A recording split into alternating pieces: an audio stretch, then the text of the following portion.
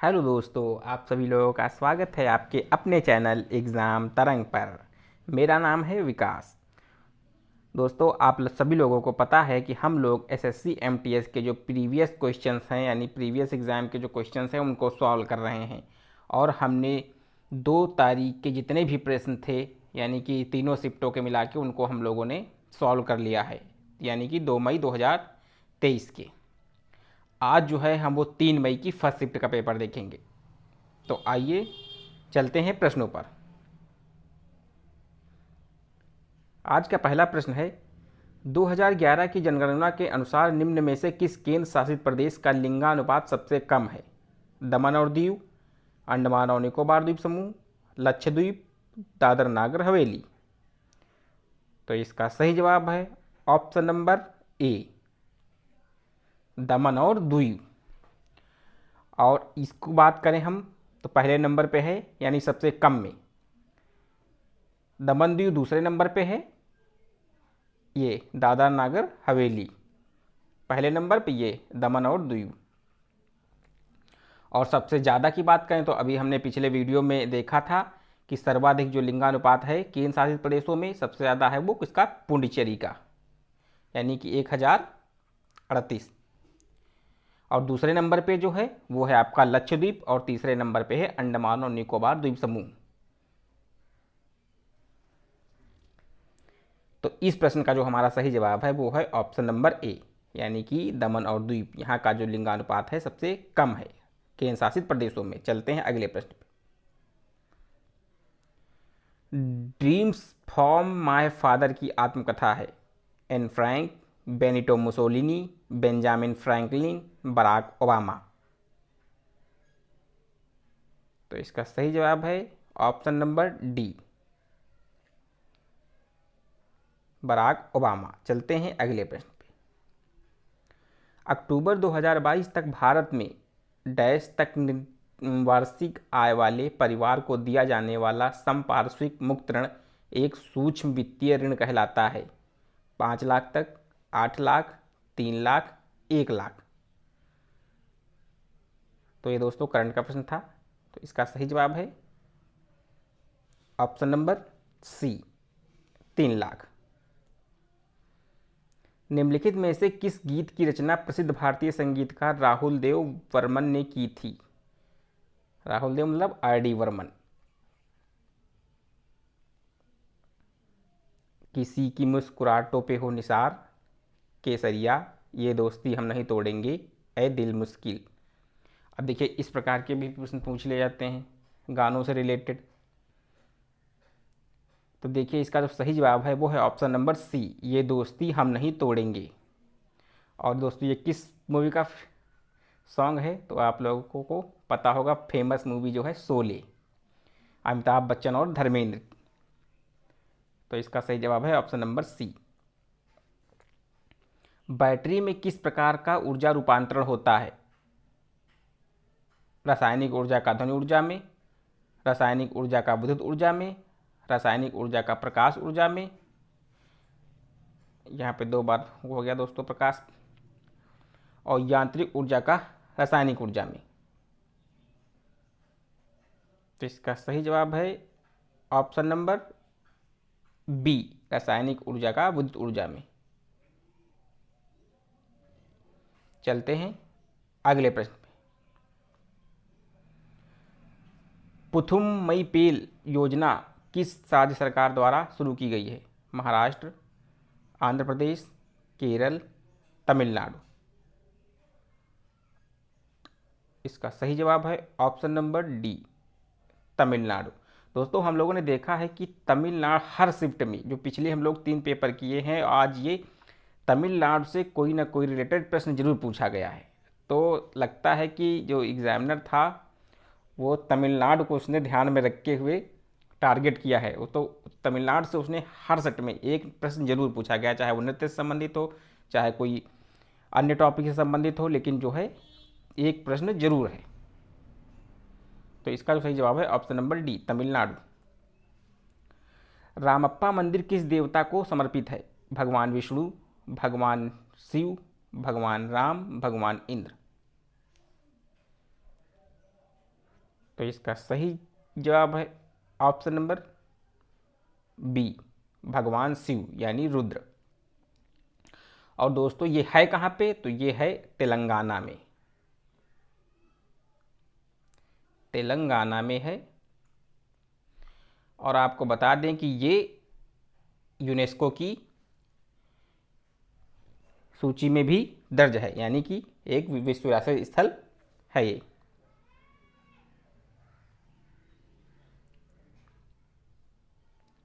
गयासुद्दीन तुगलक की मृत्यु के बाद गद्दी पर कौन बैठा?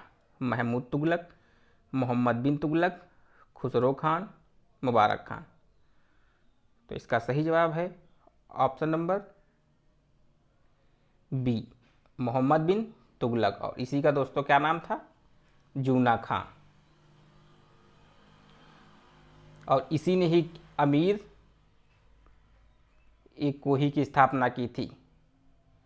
कृषि के विकास के लिए अमीर एक कोही विभाग की स्थापना की थी। और इब्न बतूता जो है मोरक्को का यात्री,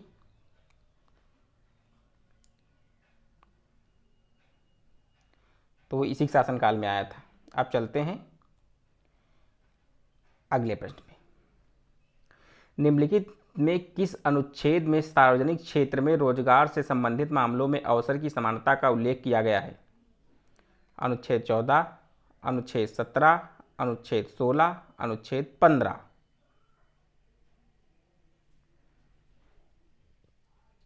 तो इसका सही जवाब है ऑप्शन नंबर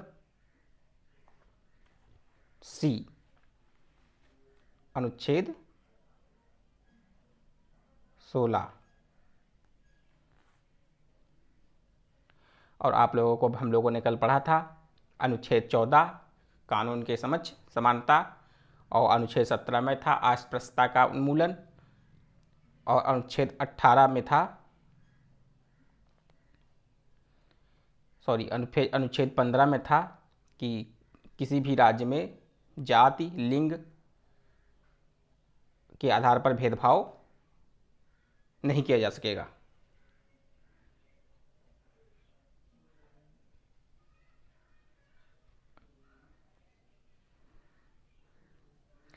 लियोनेल मेसी खेल के एक प्रसिद्ध खिलाड़ी हैं? Cricket, badminton, basketball, football. तो इसका सही जवाब है ऑप्शन नंबर डी, फुटबॉल। और सर रोनाल्डो, मेसी, ये सब अपने भारत के सुनील छेत्री, तो ये सब फुटबॉल के खिलाड़ी हैं। रुक्मणी देवी को इंडिया टुडे की 100 पीपुल हु सेंड इंडिया की सूची में शामिल किया गया था। उन्हें वर्ष 1956 में पद्म भूषण, 1967 में संगीत नाटक अकादमी फेलोशिप में सम्मानित किया गया। उनका संबंध निम्नलिखित में से किस नृत्य से था? कथकली, मणिपुरी, भरतनाट्यम, ओडिसी। तो इसका सही जवाब है ऑप्शन नंबर सी, भरतनाट्यम। और ये कहाँ का है शास्त्रीय नृत्य? तमिलनाडु का। इसको हमने तीनों पेपर में देखा, तीनों शिफ्ट जो हुए थे 2 तारीख को, उसमें तीनों में ये पूछा गया था, भरतनाट्यम संबंधित आया था। निम्न में से कौन सा विटामिन सी का सबसे बड़ा स्रोत है?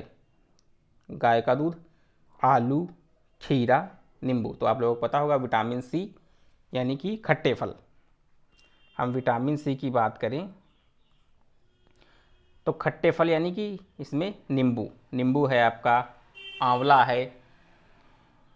है, जो खट्टे फल होते हैं वो विटामिन सी उनमें भरपूर मात्रा में पाया जाता है। चलते हैं अगले प्रश्न पे। मेगास्थनीज के दरबार में एक यूनानी राजदूत था। चंद्रगुप्त मौर्य, पुष्यमित्र शुंग, अशोक, हर्षवर्धन। तो इसका सही जवाब है option number A, Chandragupta Maurya. और ये जो मेगास्थनीज था इसी की इंडिका, इसी की रचना है। और अशोक के शासनकाल में आया था डाइमेकस। हर्षवर्धन, ह्वेनसांग।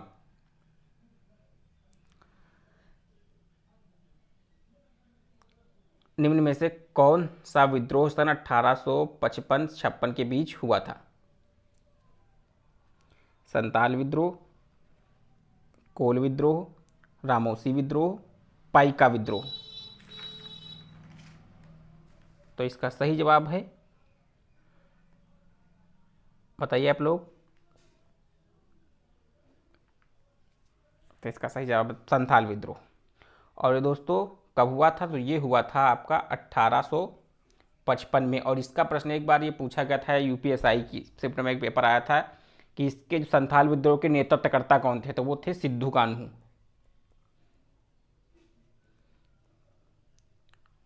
ये पूछा गया था यूपीएसआई में। और कोल विद्रोह आपका हुआ था 1831 के आसपास। इसमें क्या हुआ था कोल विद्रोह में कि जो कोल आदिवासी थे उनकी ज़मीनों को छीन करके जो कृषक थे सिख और मुस्लिम उनको दे दिया गया था, इस कारण ये विद्रोह हुआ था। काई और लाइकेन किस प्रकार के वनों में पाए जाते हैं? समशीतोष्ण वन, शंकुधारी वन, उष्णकटिबंधीय वर्षा वन, टुंड्रा वन। तो ये पाए जाते हैं option number D, tundra one. और टुंड्रा प्रदेशों में एक जाति रहती है, उसको क्या कहते हैं? एस्किमो। ये भी फर्स्ट शिफ्ट में आया था 2 तारीख की। इनके घर को क्या कहते हैं? इग्लू। टुंड्रा प्रदेशों में रहते हैं। कोशिका के किस घटक में कोशिका का आनुवांशिक पदार्थ डीएनए होता है? कोशिका झिल्ली, कोशिका भित्ति, केंद्रक, कोशिका द्रव। तो इसका सही जवाब है option number C, nucleus. Sikh सुधारकों द्वारा अपने धार्मिक स्थलों में धीरे धीरे फैल रही सामाजिक कुरीतियों को हटाकर उन्हें शुद्ध करने के लिए की शुरुआत की गई थी? गदर आंदोलन, निरंकारी आंदोलन, नामधारी आंदोलन, अकाली आंदोलन। तो इसका सही जवाब है ऑप्शन नंबर डी, अकाली आंदोलन। वैसाखी का प्राचीन कृषि उत्सव किस महीने में मनाया जाता है? नवंबर, अप्रैल, अगस्त, जनवरी। तो ये मनाया जाता है ऑप्शन नंबर बी, अप्रैल में। दक्कन का पठार भारत में एक त्रिकोणीय भूभाग है जो नदी किस नदी के दक्षिण में स्थित है? तो इसका सही जवाब है ऑप्शन नंबर डी, नर्मदा नदी के।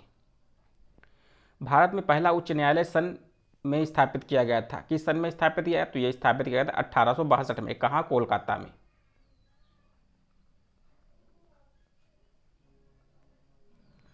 जनवरी 2022 में भारत ने डैश के साथ यूएस डॉलर 374.96 मिलियन के अपने सबसे बड़े रक्षा निर्यात ऑर्डर के सौदे पर हस्ताक्षर किए? Iran, UAE, Iraq, Philippines. तो इसका सही जवाब है ऑप्शन नंबर डी, फिलीपींस। राष्ट्रमंडल खेल 2022 में बजरंग पुनिया ने किस खेल में स्वर्ण पदक जीता? बजरंग पुनिया किस खेल से संबंधित हैं? तो यह है ऑप्शन नंबर सी, कुश्ती से संबंधित।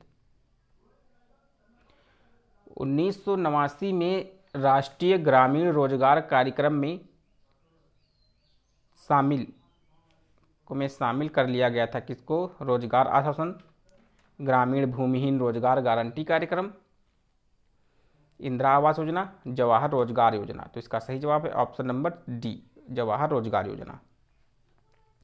सुग्गी भारत के एक राज्य का प्रसिद्ध लोक नृत्य है। ये देखिए दोस्तों, मैंने जो अभी हमारी चैनल पे पढ़ा है लोक नृत्य का वीडियो, 6 या 7 मिनट का वीडियो होगा, तो उसमें मैंने ये कराया था सुग्गी।